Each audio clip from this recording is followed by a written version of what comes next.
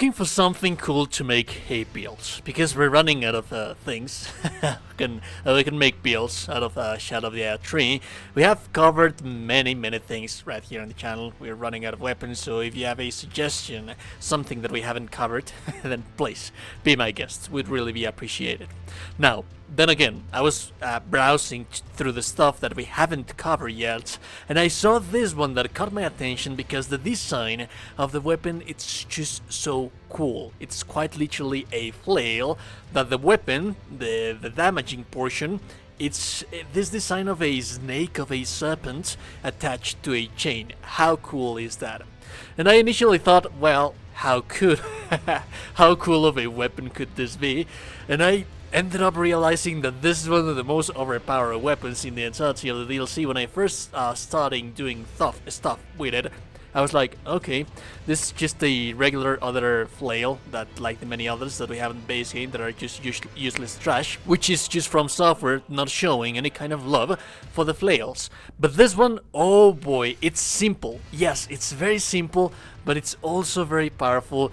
And the weapon, the main thing that it has is the Ash of War, that it's the safest way that you have in the entirety of the game to punish a combo from an enemy. It's just so fun, and it's just so powerful that you only have to do just one single thing that is going to be very safe, and that you don't really have to worry about anything else, leaving you room for you to learn the moveset of the enemy that much better. Because usually it is this dance between you and the boss, and learning the movesets of the boss, the attacks, the patterns, and leaving you room to, for example, 1 or 2 attacks, light attacks, maybe sometimes one heavy, and that's just not going to be nearly enough to deal decent damage. So you do have to be there on the battlefield, waiting longer, not making mistakes.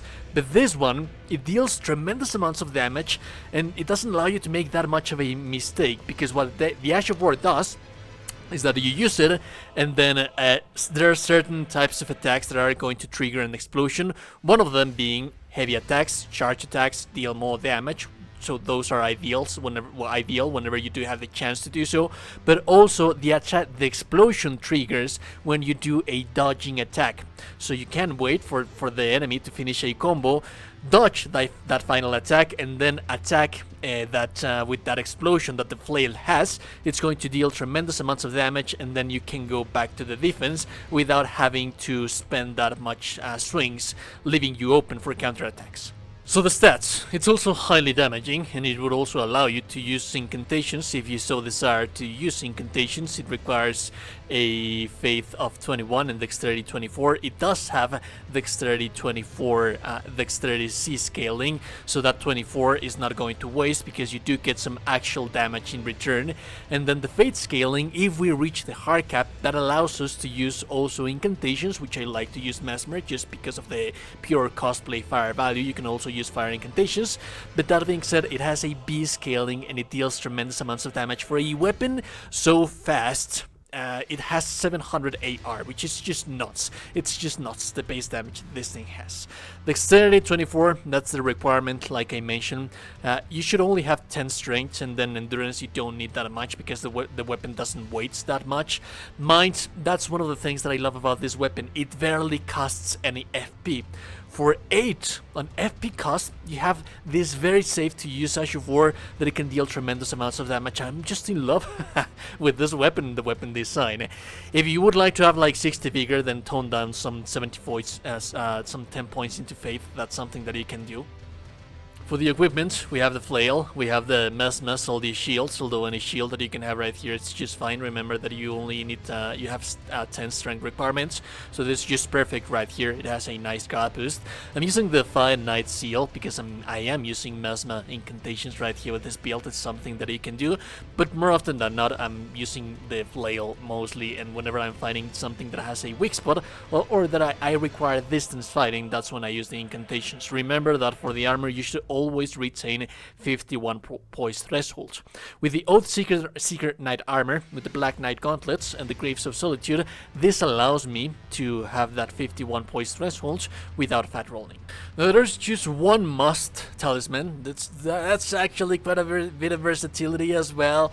Right here with this build, there's only just one talisman that you need as a must, and that is the fast Scorpion Charm, because this raises your fire attack by 12%, and most of the damage that we deal with this weapon is fire attack, so it deals quite a bit of damage. Now the rest of the things that I recommend for you to use are, for example, the usual support kind of things that you would have.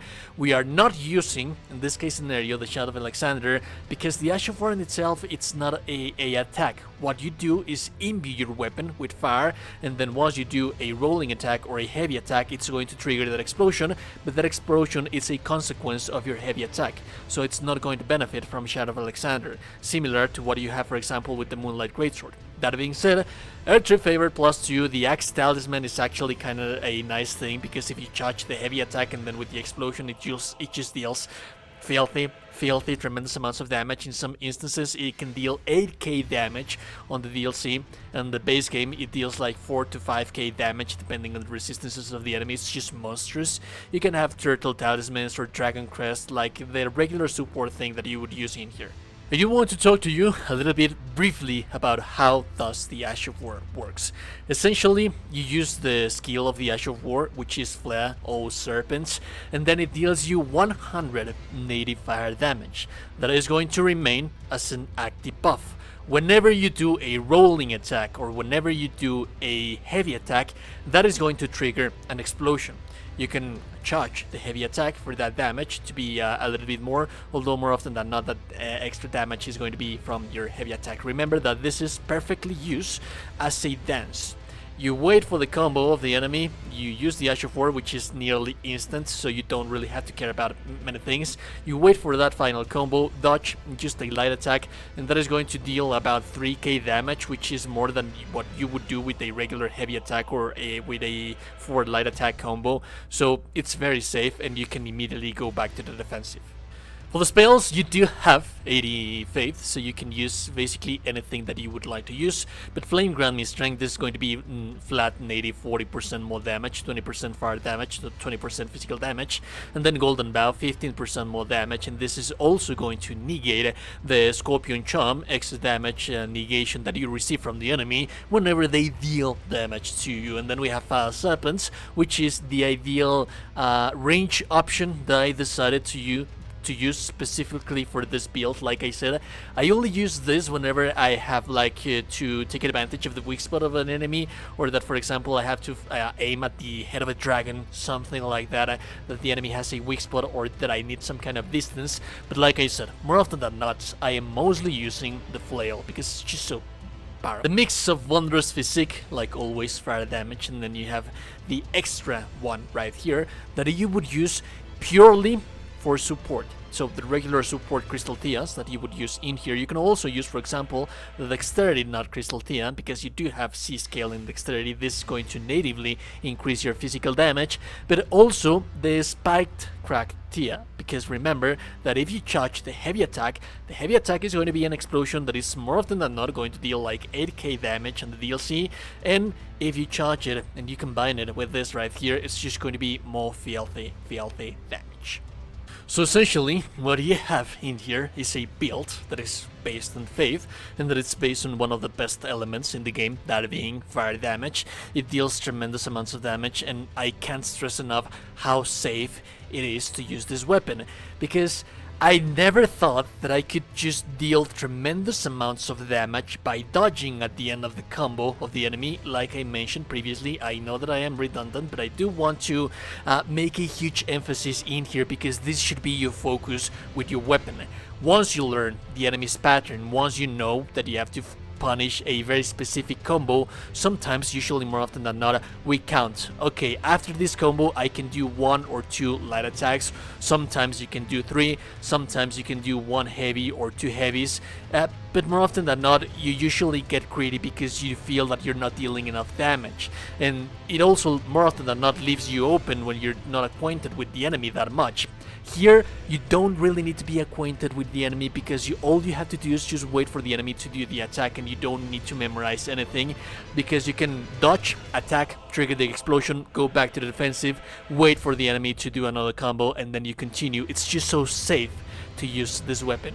If you, on top of that, you add the fact that you do have incantations, that you do have range, that you do have, like, for example, the buffs, and that you can, depending on the buffs that you're using, you can reach like 100% more damage. It's just...